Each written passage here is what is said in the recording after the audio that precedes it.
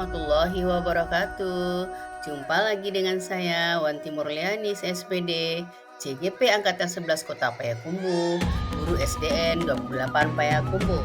Pada video kali ini saya akan menampilkan aksi nyata dari modul 1.4 dengan fasilitator Bapak Azwar Anas MPD dan pengajar praktek Bapak.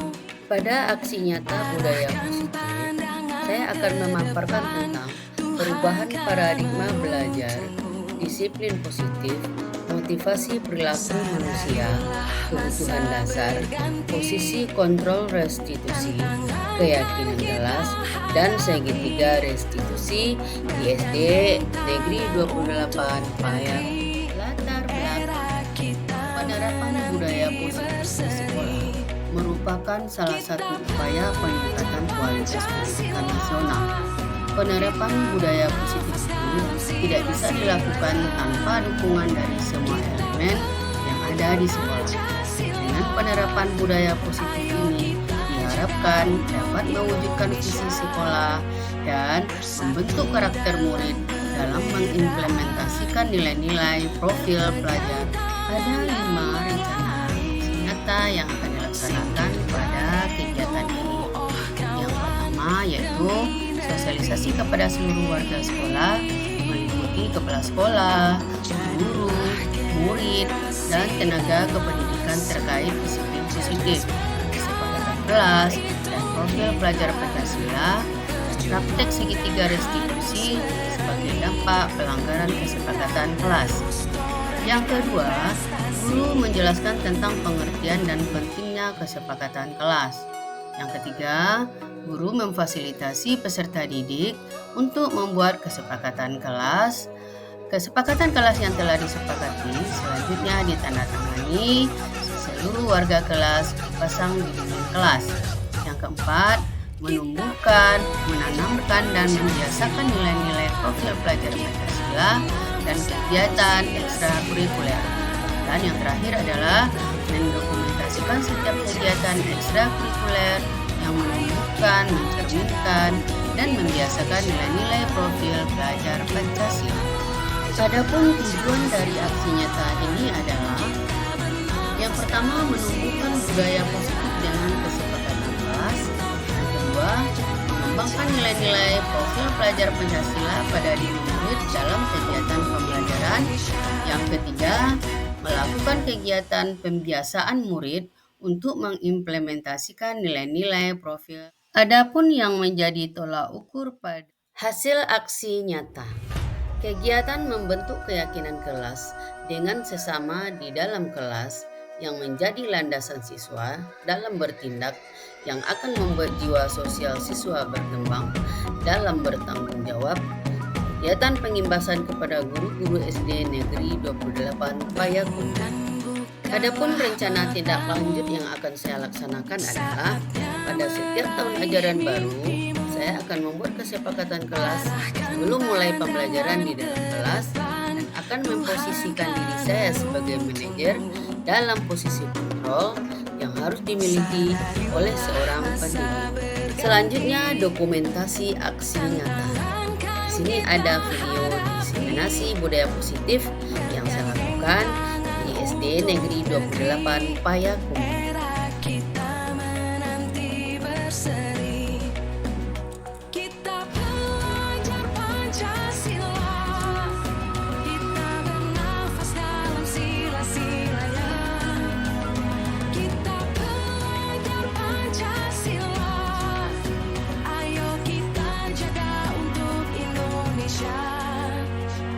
Bersatu dalam perbedaan, berpegang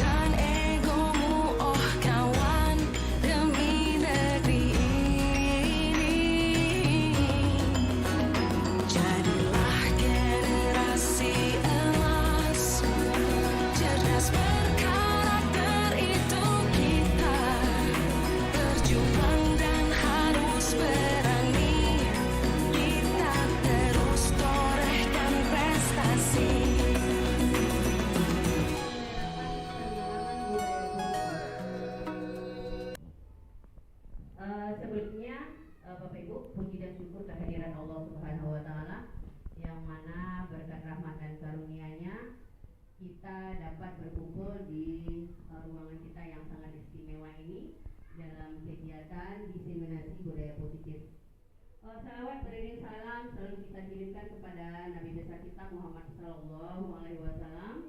Allahumma sholli ala Sayyidina Muhammad wa ala ali Sayyidina Muhammad, yang telah membawa umatnya dari alam yang penuh ketidakperadaban ke alam yang penuh ilmu pengetahuan seperti yang sudah kita rasakan pada saat ini. Baik Bapak Ibu, saya ingin tahu dulu ini Bapak Ibu, sebelum kita memulai kegiatan kita, apakah semuanya berada dalam keadaan sehat? Bapak Ibu? Alhamdulillah sehat ya. Jadi kita bisa konsentrasi selama 60 menit ke depan untuk mengikuti kegiatan. Baik Bapak Ibu,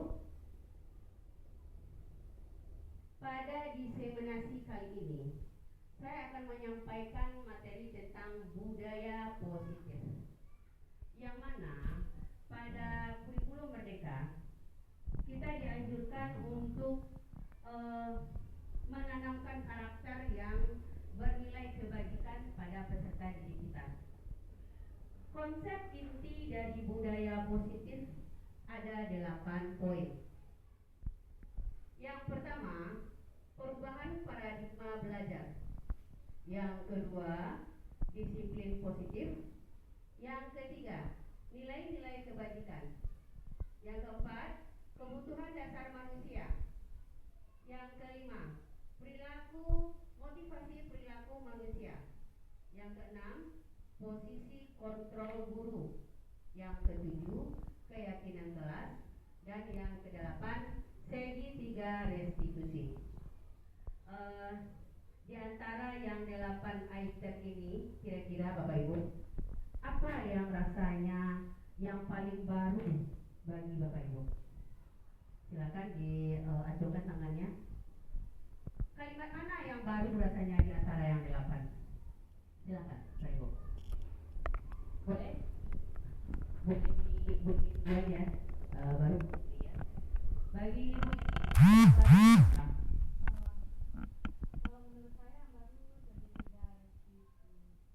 segitiga restitusi. Untuk Bu Sri, apa yang baru antara yang 8? Kalau kata-katanya mungkin bukan baru Bu Wanti, tapi Iya. yang maksudnya mungkin yang baru bagi kita. Maksudnya yang baru.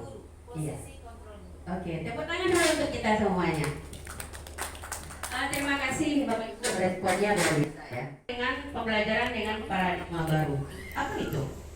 Pembelajaran dengan paradigma baru adalah atau merupakan pembelajaran yang dirancang berdasarkan prinsip pembelajaran berdiferensiasi, sehingga peserta didik belajar sesuai kebutuhan berdasarkan tahap perkembangan sesuai teori psikologi modern untuk mewujudkan profil pelajar Pancasila, yang mana untuk profil pelajar Pancasila itu sendiri kita sudah setiap hari menyanyikannya di kelas.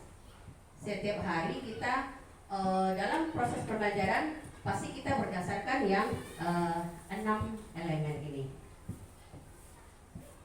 Kita lanjut. Miskonsepsi tentang teori kontrol. Nah, ini yang sudah kita laksanakan selama ini. Saya pribadi dan semua guru se-Indonesia sudah melakukan itu. Dan untuk kedepannya, ini yang akan kita perbaiki bersama. Miskonsep itu kan salah pemahaman tentang sebuah konsep. Kita beranggapan selama ini bahwa guru mengontrol murid. Nah itu, guru mengontrol murid. Kemudian kritik dan membuat rasa bersalah itu mampu menguatkan karakter. Itu anggapan kita. Dengan mengkritik siswa, kita bisa menguatkan karakter. Itu kan kata kita. Dan memang itu yang sudah kita laksanakan selama ini. Kemudian ilusi apa lagi? Bahwa semua penguatan positif, efektif dan bermanfaat. Itu anggapan kita. Kemudian Ilusi bahwa orang dewasa berhak memaksa. Nah, ini yang sudah salah dalam pemahaman dan salah dalam penerapan selama ini. Selanjutnya, mengubah paradigma stimulus respon ke pendekatan teori kontrol. Nah, kita ini sudah mulai mengarah ke yang bagaimana sih seharusnya. Kalau memang kita miskonsepsi dengan yang hal-hal yang sudah kita lakukan kemarin, jadi kita harus bagaimana? Pada kolom stimulus respon, kita menganggap realitanya itu kebutuhan kita sama. Padahal pada teori kontrol, kebutuhan kita itu berbeda. Begitu juga siswa di kelas. Kita menganggap anak kita semua yang 25 atau 26 itu sama kebutuhannya. Padahal kebutuhan mereka berbeda. Yang kedua, semua orang melihat hal yang sama. Padahal seharusnya setiap orang itu memiliki gambaran berbeda. Contoh, mungkin saya memandang segitiga restitusi tadi berbeda. Nah, Bu Sri memandangnya juga berbeda. Kalau Bu Emi lain lagi, dan ibu-ibu yang lain juga lain cara memandangnya. Nah, nanti muaranya kemana? Kita telusuri satu persatu. Nah, ini untuk bawahnya silakan dibaca Bapak Ibu. Kurang jelas atau bagaimana? Kurang besar? Nah, itu. Yang di sebelah kiri, mungkin itu yang dimaksud dengan miskonsep yang selama ini. Yang seharusnya sebelah kanan. Yang bisa mengontrol diri kita ya kita, bukan orang lain. Nah, begitu juga dengan murid. Kita tidak bisa mengontrol anak. Yang mengontrol dirinya adalah dirinya sendiri. Itu datang dari dirinya. Kita tidak bisa memaksa. Nah, kemudian kolaborasi, menciptakan pilihan-pilihan baru. Kemudian model berpikir menang-menang. Nah, ini kenapa ada yang sebelah kiri ada menang kalah, yang sebelah kanan menang-menang. Pada prinsip menang kalah, ketika kita memberi hukuman kepada anak, kan kita yang menang, anak kalah. Padahal seharusnya untuk pendidikan yang baik dan yang seharusnya anak menang, kita juga menang. Kenapa bisa seperti itu? Nah, nanti kita ada lagi pembahasan selanjutnya.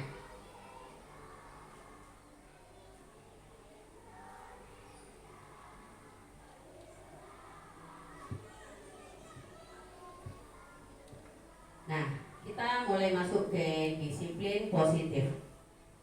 Disiplin berasal dari kata disiplina, yang artinya belajar.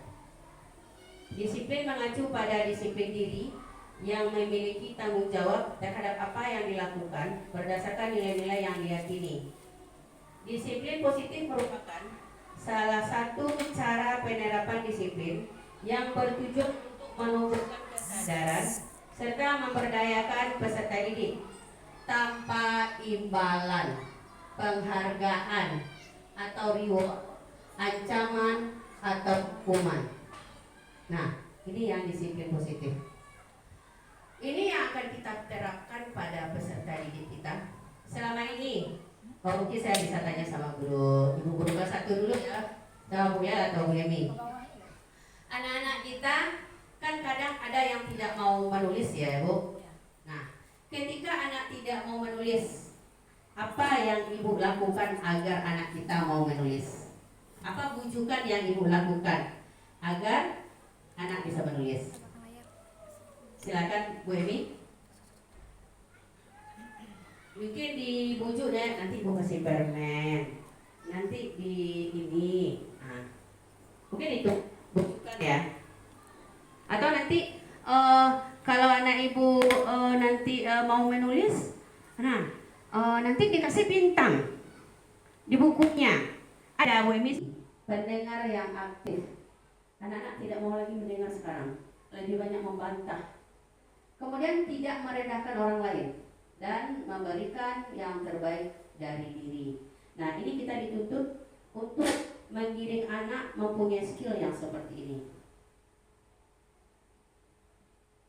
Kira-kira sampai di situ ada yang perlu kita diskusikan, Bapak Ibu? Kita lanjut dulu ya. Nanti kalau apa baru kita diskusikan ya. Baik, terima kasih. Kebutuhan dasar manusia. Kebutuhan dasar manusia adalah segala sesuatu yang kita lakukan untuk mendapatkan apa yang kita inginkan. Seluruh tindakan yang kita lakukan memiliki tujuan tertentu. Dan semua usaha terbaik yang kita lakukan adalah dalam rangka agar kebutuhan dasar kita terpenuhi dengan baik. Ini adalah kebutuhan dasar manusia. Ingat ya Bapak Ibu, anak kita di kelas, apapun yang dilakukan anak di kelas, semua ada tujuan. Dia memukul kawannya, itu ada tujuannya. Dia terlambat ke sekolah, itu ada tujuannya. Semua ada tujuannya. Yuk kita pelajari lebih lanjut. 5 kebutuhan dasar manusia. Ini yang harus dipahami oleh guru di dalam kelas. 1, kebutuhan bertahan hidup. Nah ini kalau untuk makanan, pakaian, tempat tinggal itu mungkin kebutuhan orang tuanya.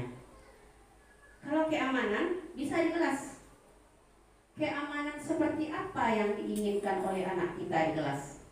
Mungkin keamanan dari kawan-kawannya yang jahil. Makanya ada kata-kata penguasaan kelas untuk guru. Guru harus mempunyai penguasaan kelas agar anak merasa di dalam kelas itu aman dari gangguan kawan-kawannya yang jahil. Nah, kemudian kesehatan. Ini adalah kebutuhan dasar untuk bertahan hidup.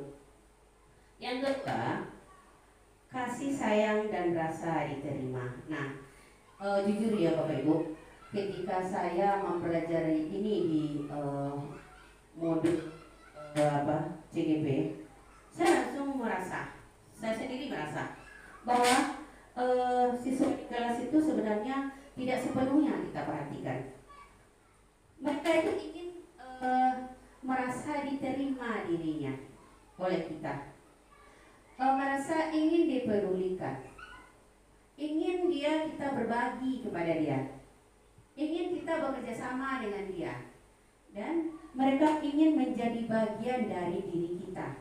Makanya ketika anak itu dia memukul kawannya, nah di situ kita mulai sebenarnya ini kebutuhan dasar apa yang lagi diinginkan oleh anak saya. Oh, dia ingin diperhatikan. Oh, dia ingin saya terima sebagai anak saya dalam kelas ini. Nah, di sini kita guru mulai berperan.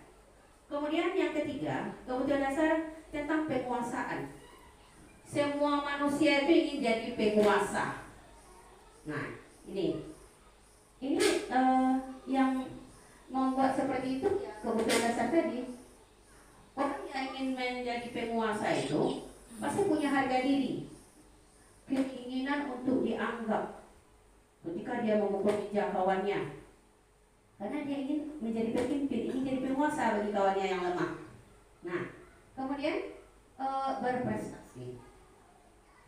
Selanjutnya kebebasan. Anak butuh kebebasan, terutama bagi kita guru dalam belajar. Jangan prinsip kita aja kita pakai. Buat saja lah yang seperti ini. Itu sudah tidak zamannya lagi. Kalau kata ibu buat kayak gini, buat kayak gini. Nah, itu tidak ada kebebasan berarti pada anak. Mereka berhak untuk mandiri. Contoh dalam pembuatan latihan misalnya. Ini saya ambil contoh yang paling gamblang aja lah. Hari ini kita menggambar ya anak. Nah, temanya ibu yang menentukan. Nah, temanya gambar pemandangan. Sementara anak ingin, Bu, saya ingin menggambar robot loh, Bu. Bu, saya ingin menggambar tentang sekolah kita. Saya ingin menggambar tentang jalan tol. Saya ingin menggambar tentang arsitektur. Nah, di situ anak meminta untuk bebas. Nah, seperti itu. Itu adalah contoh yang sederhana. Kemudian mencoba hal baru. Kemudian mampu mengendalikan arah dirinya. Nah, yang terakhir, 5 kebutuhan manusia itu adalah kesenangan. Anak itu punya kebutuhan Bapak Ibu. Makanya ketika mereka diajak olahraga, hore, senang kan? Senang. Makanya guru dianjurkan untuk membawa anak belajar di luar ruangan agar mereka senang. Kemudian humor, dia suka guru-guru yang humor. Nah, tetapi guru harus pandai mengontrol diri, jangan terlalu humor. Kalau terlalu humor nanti anaknya kebablasan. Kemudian punya antusiasme, kemudian tertawa. Nah, ini adalah kebutuhan dasar manusia. Apa hubungannya yang kita sebagai guru?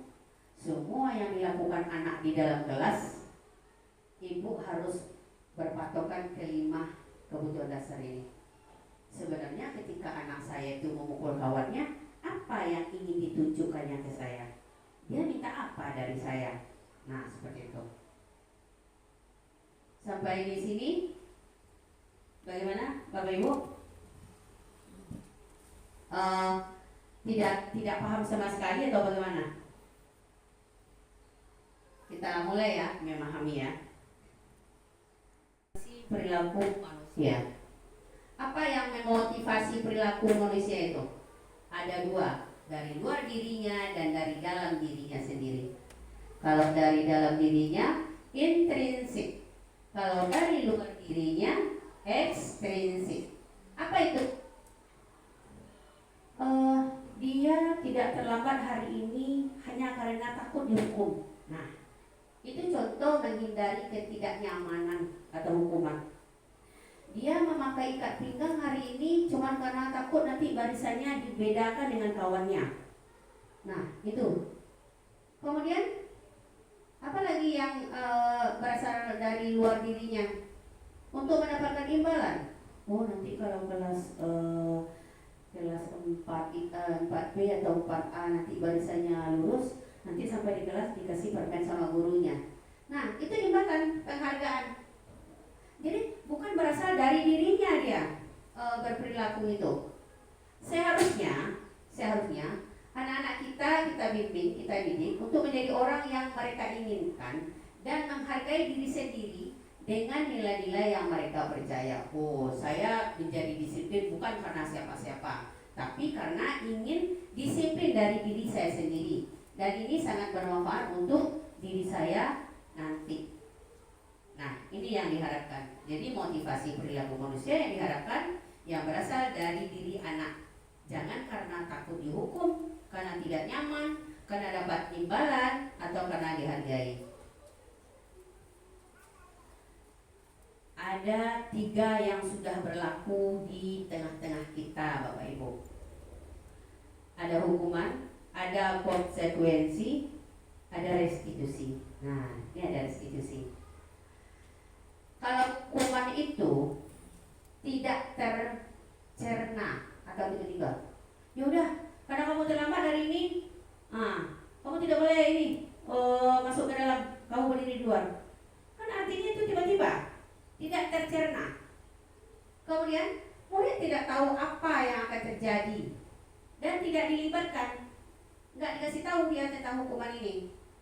Kemudian bersifat satu arah, dari guru ke siswa. Kemudian hukuman ini ada yang berupa fisik, ada yang psikis. Kalau fisik mungkin langsung ditendang pantatnya atau diapain gitu. Kalau psikis mungkin dengan kata-kata, kamu ini, asik kamu aja, asik ini aja. Nah, ini yang sudah terjadi di dunia pendidikan selama ini. Kemudian yang kedua, konsekuensi. Konsekuensi ini terencana, disepakati sesuai peraturan, tetapi tetap murid ini dibuat tidak nyaman. Kemudian sikap guru selalu memonitor murid. Dan yang ketiga, restitusi. Nah, inilah yang ditawarkan yang paling baru oleh dunia pendidikan untuk kita para guru. Apa itu restitusi? Proses menciptakan kondisi bagi murid untuk memperbaiki kesalahan. Kemudian, proses kolaboratif yang mengajarkan murid untuk mencari solusi sendiri.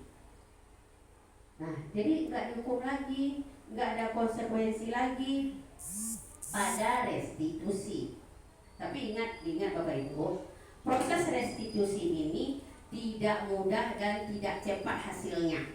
Ini membutuhkan proses yang lama. Kemudian butuh kerjasama dan kolaborasi dari semua pihak.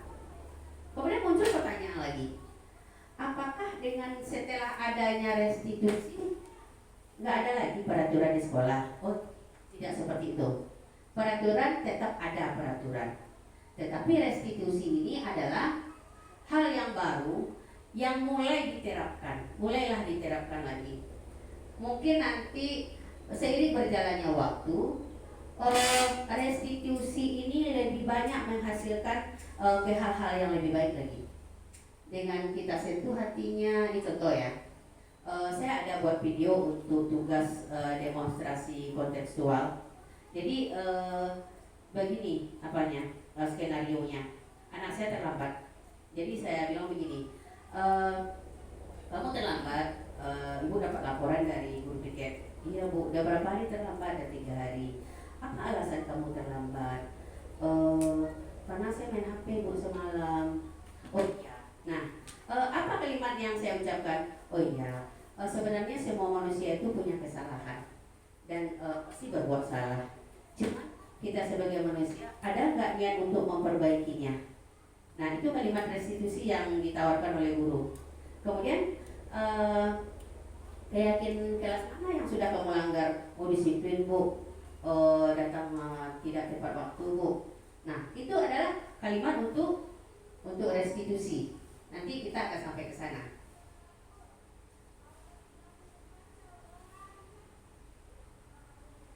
Nah, nih ada 5 posisi kontrol guru sebagai penghukum, sebagai pembuat merasa bersalah. Ini kita buat anak itu jadi merasa bersalah aja. Kemudian ada juga guru ini bertindak sebagai teman, pemantau, dan manajer. Ada 5. Contoh penerapan 5 posisi kontrol guru. Kalau kita sebagai penghukum, itu ada contohnya. Hormat ya pada bendera selama 1 jam. Kalau sebagai perempuan merasa bersalah, berapa kali ibu harus memberitahu kamu? Kamu selalu saja mengecewakan ibu. Nah, berarti kita sebagai pembuat merasa bersalah. Anak ini masih gini dia kan? Iya bu, kayak gitu. Kemudian selanjutnya, ayo dong ikuti aturan sekolah. Tolong bantu ibu sekali, apa lain kali jangan sampai berbuat seperti ini lagi ya. Nah, itu kita sudah sebagai teman itu. Pasti kita nggak akan dihargai setelah itu. Nah, kemudian sebagai pemantau, kamu sudah melanggar peraturan sekolah. Kamu tahu konsekuensinya. Setelah upacara kamu beli atributnya ke koperasi dan jangan diulangi lagi. Nah, ini adalah sebagai pemantau. Kemudian yang terakhir sebagai manajer. Apakah kamu tahu kesalahanmu? Tahu bu. Kira-kira bagaimana kamu memperbaiki kesalahanmu? Ya bu, saya akan memilih topi. Besok saya akan selalu pakai topi. Nah, ini manajer. Selanjutnya, ini Bapak Ibu silakan diskusi dengan kawan sebelah. Saya kecewa sekali dengan kamu. Kira-kira ini posisi kontrol yang mana kita nih? Berada di mana nih kita Bapak Ibu? Berdasarkan contoh tadi. Saya kecewa sekali. Nah, ya betul. Tepuk tangan dulu untuk Ibu Meli. Sebagai pembuat merasa bersalah. Jadi anak ini bingung dia, jadi salah tingkah dia. Ya Allah, gara-gara saya, guru saya begini. Jadi saya kecewa sekali dengan kamu. Kita udah merasa dia bersalah sekali. Selanjutnya, kamu tidak pernah benar melakukannya. Nah, ini posisi kita di mana ini?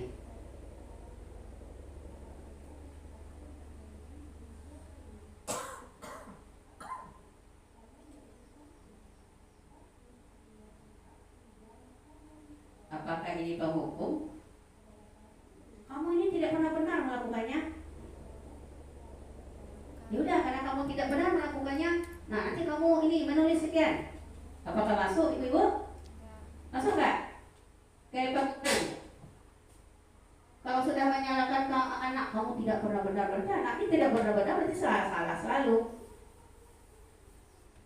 Ya, sebagai penghukum. Boleh? Bagaimana? Nah, kita coba dulu ya.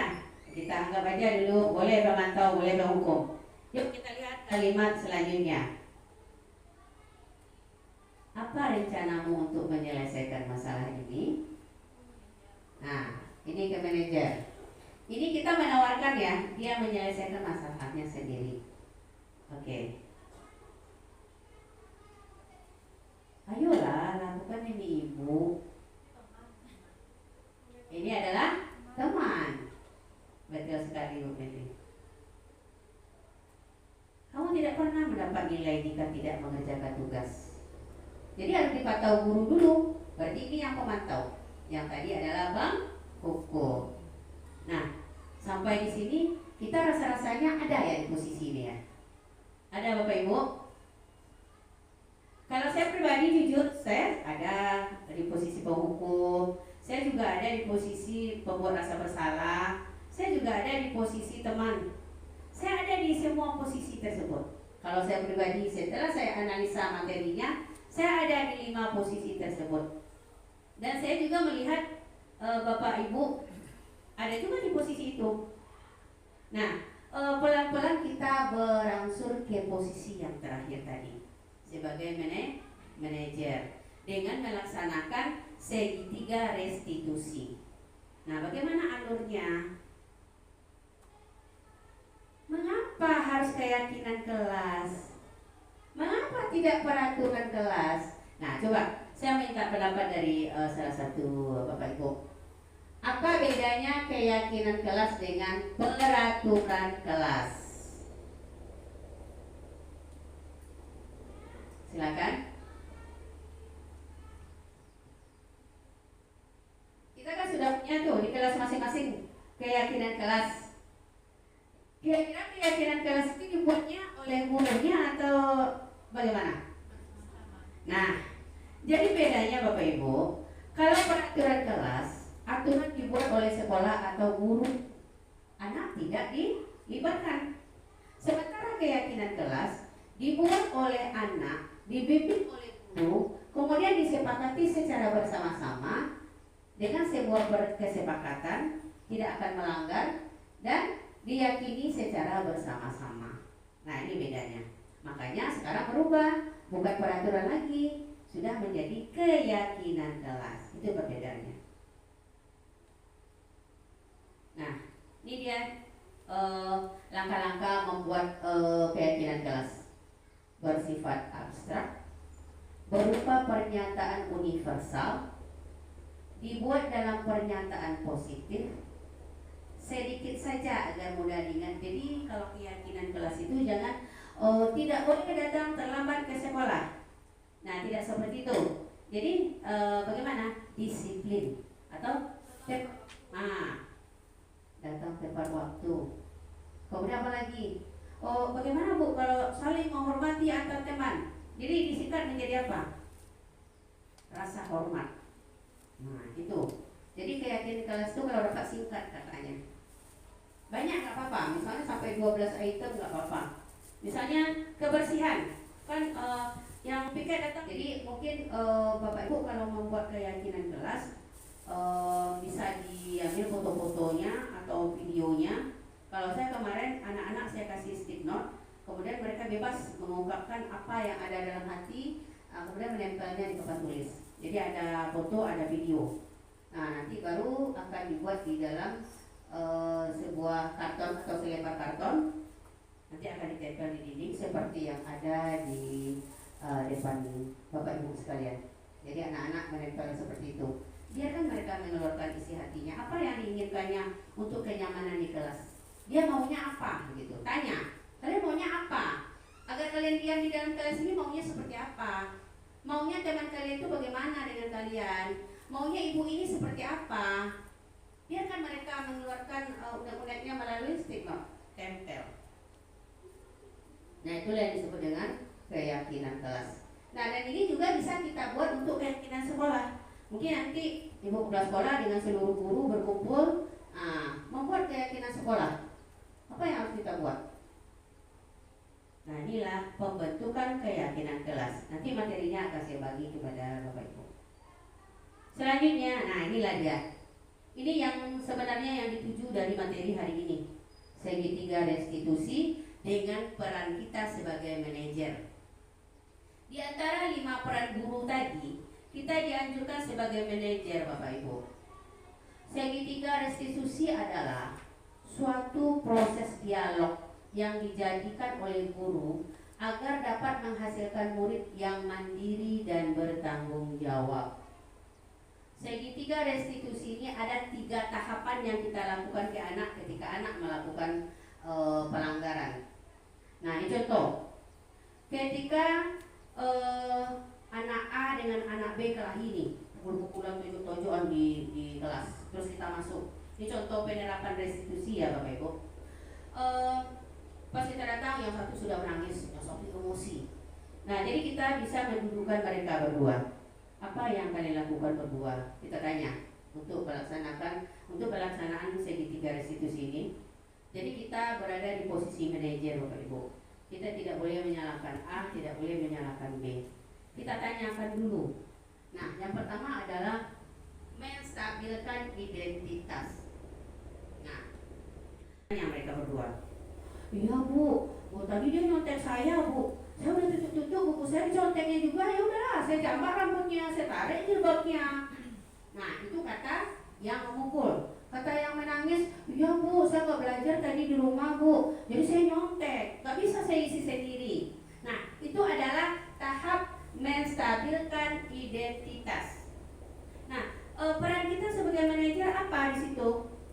Oh ya, wajar ya kamu marah ya, karena kamu contek terus ya, latihannya dari tadi. Iya Bu, oh ya. Nah, dan kamu wajar kamu nyontek ya, karena kamu gak belajar. Jadi kita tidak boleh menyalahkan tuh lah kamu nyontek-nyontek. Nah, kamu main pukul aja. Di situ peran manajer sebenarnya diterapkan. Oh iya, wajar lah ya kamu seperti itu, nggak apa-apa. Semua manusia itu memang pernah emosi seperti kamu. Ibu dulu juga pernah emosi ke kawan ibu seperti itu. Nah, tetapi karena mendengarkan alasan yang seperti itu, oh ya sudah. Besok jangan diulangi lagi seperti itu. Nah, kira-kira yang kedua apa lagi? Validasi tindakan yang salah. Sebenarnya yang kamu lakukan itu tidak benar.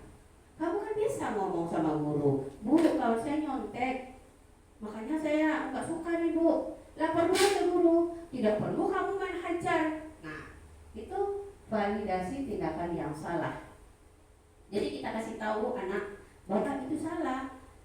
Seharusnya ada alternatif lain yang dilaporkannya ke kita agar tidak terjadi pertengkaran.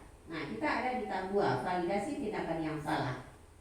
Kemudian yang ketiga, setelah mereka mengaku, iya Bu, saya tadi emosi, iya Bu, saya tadi nggak bisa nahan emosi saya ini. Nah, setelah mereka seperti itu, maka restitusi yang ketiga adalah menanyakan keyakinan. Nah, dari kalian bertengkar berdua tadi, keyakinan kelas mana yang sudah kalian langgar berdua? Nah, itu menanyakan keyakinan kelas. Ya Bu, kami melanggar yang rasa hormat Bu. Kami tidak saling menghormati, misalnya. Kemudian apa lagi tuh keyakinan kelas? Rasanya ada lagi tuh. Kami tidak saling menyayangi Bu. Nah, itu langkah restitusi yang ketiga. Kemudian peran kita sebagai manajer apa di situ? Oke, karena kalian sudah mengakui kesalahan masing-masing, dan sudah menyebutkan keyakinan kelas mana yang kalian langgar. Sekarang apakah kalian berdua bersedia memperbaiki kesalahan kalian? Nah, di situ perannya. Apakah kalian bersedia memperbaikinya? Bersedia, Bu. Dengan bagaimana? Oh, kami saling bermaafan, Bu, dan berjanji tidak akan seperti itu lagi. Dan untuk kedepannya, saya akan lebih menahan diri, Bu. Saya tidak akan emosi lagi, Bu. Nah, yang satu berjanji bagaimana? Saya akan belajar lagi, Bu, di rumah agar tidak nyontek lagi. Nah, itu maksudnya yang pada kalimat tadi sebelumnya, murid mencari solusi sendiri dari permasalahan yang muncul. Bukan kita yang menawarkan, kita cuma bertugas menanya aja. Jadi apa yang kamu lakukan untuk memperbaiki ini agar tidak seperti ini lagi besok? Suruh dia jawab sendiri. Nah, inilah yang disebut dengan segitiga restitusi. Bapak Ibu, untuk kedepannya, kalau ada nanti istilah yang seperti ini, kira-kira sudah paham belum? Sudah? Bisa dipahami ya? Karena nanti pasti sekolah kita ada di Sorong. Yang pertama kita sekolah penggerak ya. Yang kedua sudah ada pula terdengar ada pula CGP di sini. Nah, ketika nanti ditanya pernah disampaikan tentang penimbasan segitiga restitusi, nah saya harap Bapak dan Ibu sudah mengetahuinya. Jadi Bapak Ibu, kita pelan-pelan. Ini berangkat dari diri saya dulu, karena saya yang di sini sering ya. Apalagi di sini juga anak-anak kalau mendengar saya mungkin agak-agak inilah. Nah, saya juga mulai dari saya mempelajari tentang materi ini, saya sudah mulai menerapkan di kelas. Anak-anak yang bermasalah sudah saya laksanakan ini. Walaupun hasilnya belum terlalu nampak, karena kan butuh proses gitu. Nah, jadi bukan berarti aturan sekolah tidak ada, tetap aturan sekolah tetap ada. Tetapi ini sebagai pendamping untuk awal sekarang dulu. Nanti pasti lama-kelamaan ini akan mendarah daging untuk anak kita semua. Apalagi kalau untuk anak kelas 6 ini rasanya sudah tidak mempan. Nah, jadi kita mulai dari kelas bawah. Jadi ibu-ibu guru kelas 1, kelas 2. Nah, ini mulai kita bimbing anak kita ketika mereka berkelahi. Nah, pegang tangannya. Apa yang kalian kelahikan berdua? Nah, jadi semuanya harus berjalan dengan baik di kelas. Nah, itulah yang disebut dengan menang-menang. Murid menang, guru menang. Karena mereka tidak merasakan dipersalahkan kan? Dia nggak disalahkan. Dia ngaku sendiri dia salah. Itulah kamu yang salah. Nggak ada lagi kata itu keluar dari kita. Iya Bu, saya yang salah Bu, saya terlalu emosi ini segala macam. Nah, jadi dia mengungkapkan kesalahannya sendiri. Nah, ini yang menstabilkan identitas yang saya jelaskan barusan. Nah, ini berdasarkan prinsip membuat kesalahan adalah bagian dari proses pembelajaran. Nah, ini kata-kata yang boleh kita keluarkan. Berbuat salah itu wajar. Tidak ada manusia yang sempurna. Ibu atau bapak juga pernah melakukan itu. Nah, ibu atau bapak tidak mau mencari siapa yang salah. Di antara kalian berdua itu sama. Kemudian cari solusi dari permasalahan ini. Kamu berhak merasa begitu. Nah, ini kalimat-kalimat yang kita keluarkan. Kemudian validasi tindakan yang salah. Yang kedua tadi, kamu pasti punya alasan melakukan itu. Sama yang saya lakukan ke bos saya. Kamu terlambat. Kenapa kamu terlambat? Pasti kamu punya alasan. Kalau iya Bu, tidur terlalu malam, main HP, sama macam. Nah, ini kalimat-kalimat yang boleh kita ajukan ke anak. Kemudian yang terakhir tadi, tanyakan keyakinan mana yang dilanggarnya. Sementara keyakinan kita buat bersama. Kemudian dilanggarnya, jadi kita tanyakan ke dia, apalagi solusinya kalau sudah dilanggar. Berjanji besok tidak akan melanggar lagi Bu, gitu. Nah, ini video saya ketika membuat segitiga restitusi dengan salah satu anak di kelas. Kebetulan ini PDF, jadi tidak bisa diputar kalau PDF. Nah, sebagai penutup dari materi hari ini, dalam penerapan program disiplin positif, hendaknya guru memiliki standar kepribadian, profesional, dan sosial yang baik, di mana guru mampu merefleksi dirinya dalam posisi kontrol saat ini. Bagaimana perjalanan dirinya sebagai among atau manajer yang menuntut murid-muridnya menjadi insan yang mandiri, merdeka, bertanggung jawab. Nah, ini sesuai dengan standar nasional pendidikan. Baik, terima kasih. Demikian materi budaya positif pada siang hari ini. Mungkin untuk sesi pengibasan saya sudah sampai di sini.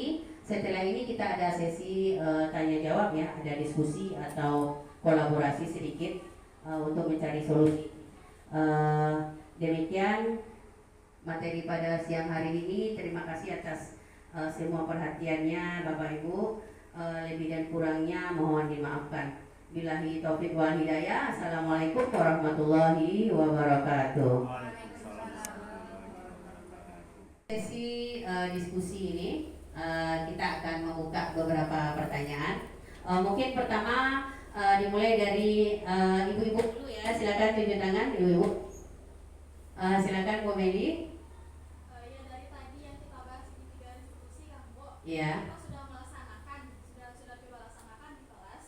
Nah, ketika kita validasi tindakan yang salah, siswa tuh menjawabnya hanya misalnya tindakan yang salahnya kan tidak membuat PR. Iya. Ada yang lainnya bikin PR. Jawabannya cuma kenapa nggak bikin PR? Lupa Bu.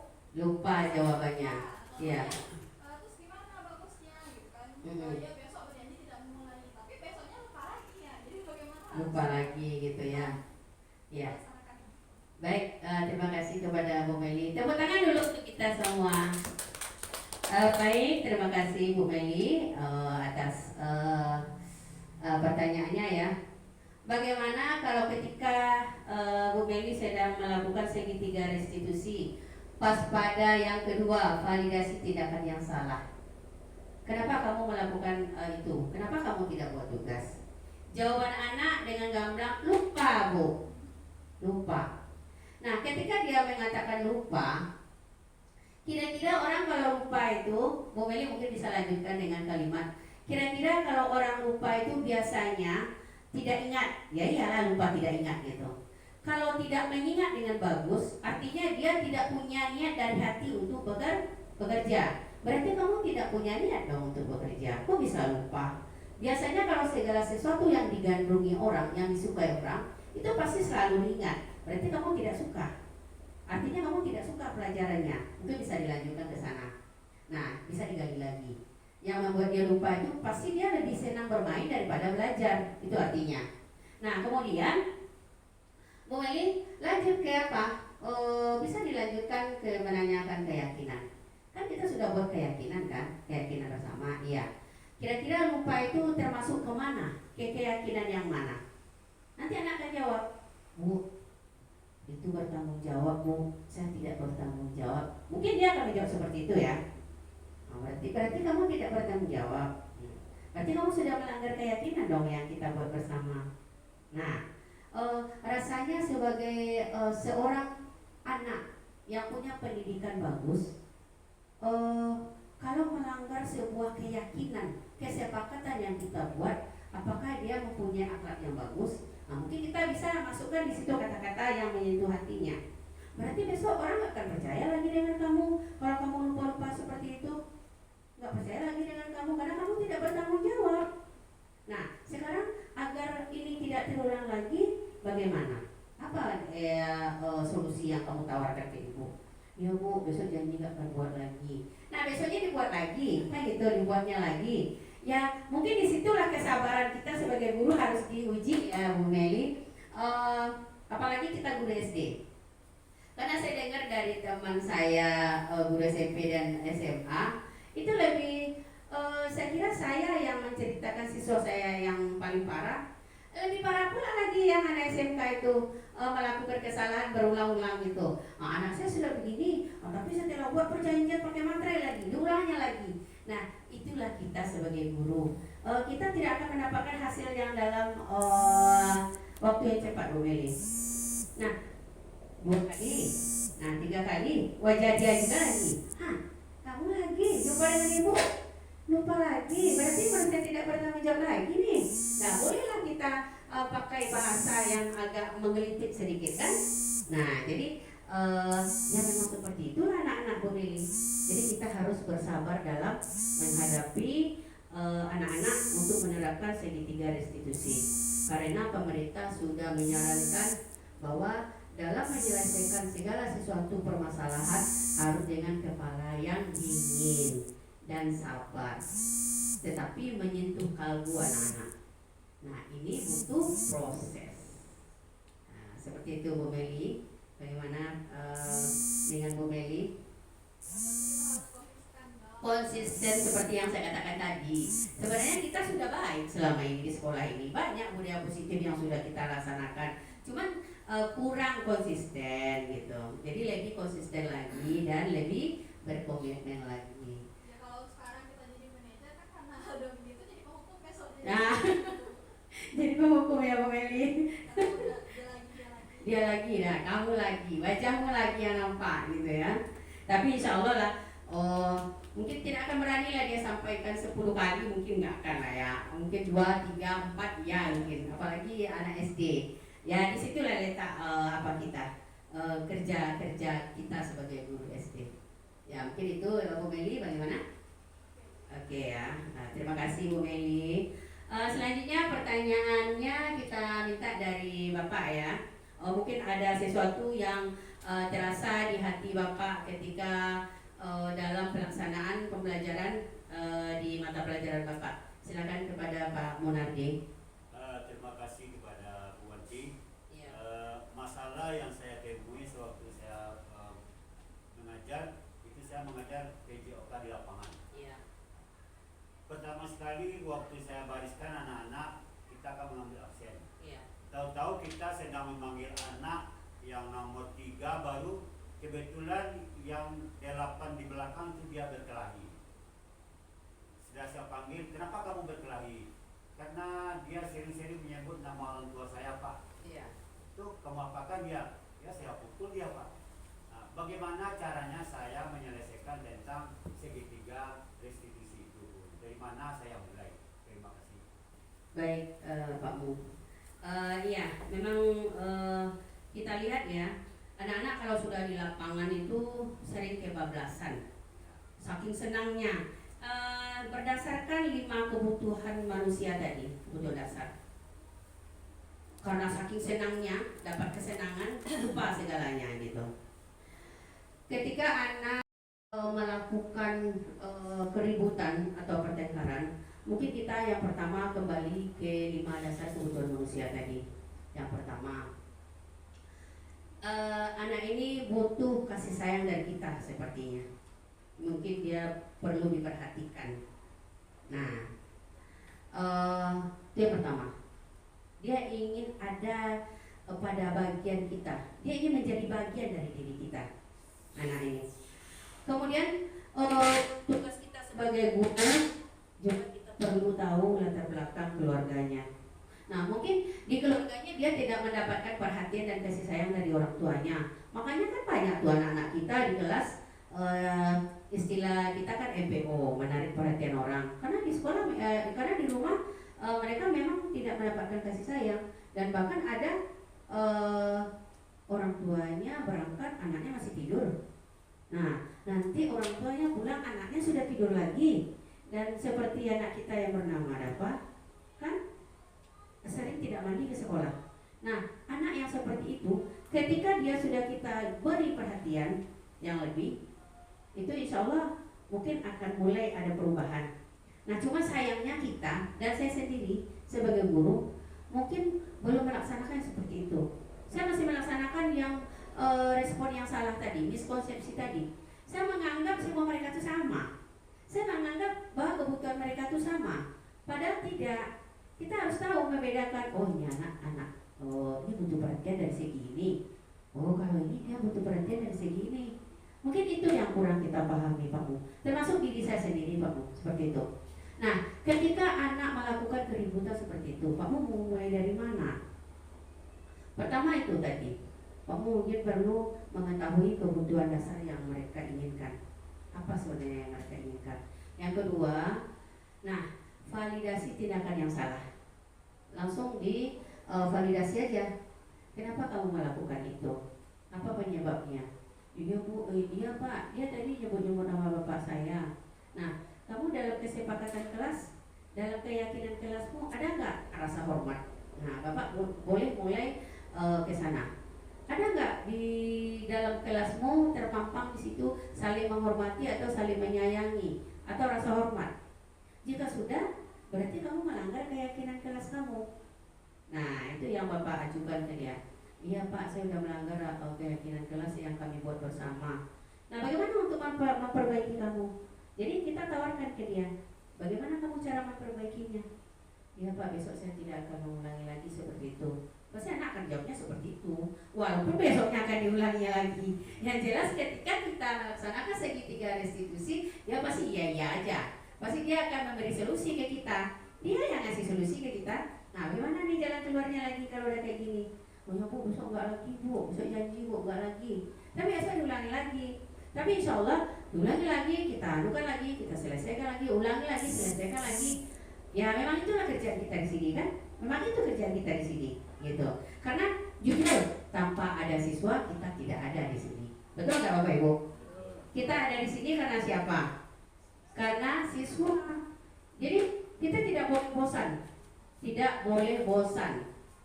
Memang itu kerja kita dan kita digaji untuk itu. Nah, saya selalu kalau mengatakan itu kepada orang lain, saya langsung ingat diri saya sendiri. Saya langsung ingat diri saya. Berarti saya harus lebih sabar menghadapi anak saya. Seperti itu. Jadi pertanyaan yang diajukan oleh Bu Meli dan Pak Bu itu langsung saya bawakan ke diri saya. Saya juga seperti itu. Saya kadang tidak sabar gitu. Tapi kita memang harus dituntut untuk sabar karena tuntutan pendidikan zaman sekarang ya seperti ini. Dari dalam diri anak, intrinsik. Kalau dapat, mereka memperbaiki kesalahan mereka itu ya dari dirinya sendiri. Bukan, oh takut ya ada paknya, takut ada ibunya, bawa kan berang. Nah jangan gara-gara itu lagi. Nah jadi mulai dari sekarang mungkin kita belajar lagi untuk bersabar. Kemudian memang harus berulang-ulang. Itu kata kuncinya. Mungkin itu yang dapat saya jawab Pak Mo. Ya, terima kasih atas jawabannya Bu Wati, karena saya sudah mulai paham dari mana akan kita mulai untuk menyelesaikan masalah. Terima kasih. Iya, sama-sama Pak Mo. Tepuk tangan dulu untuk kita semua.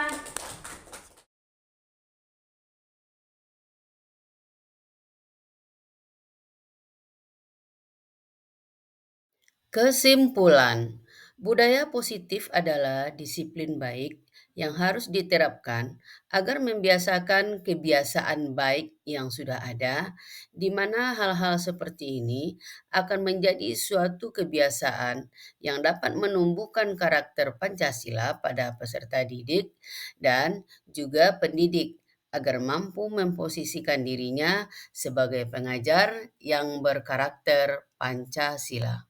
Demikian aksi nyata modul 1.4 tentang budaya positif yang saya laksanakan. Semoga dapat menginspirasi. Terima kasih. Assalamualaikum warahmatullahi wabarakatuh. Tergerak, bergerak, menggerakkan.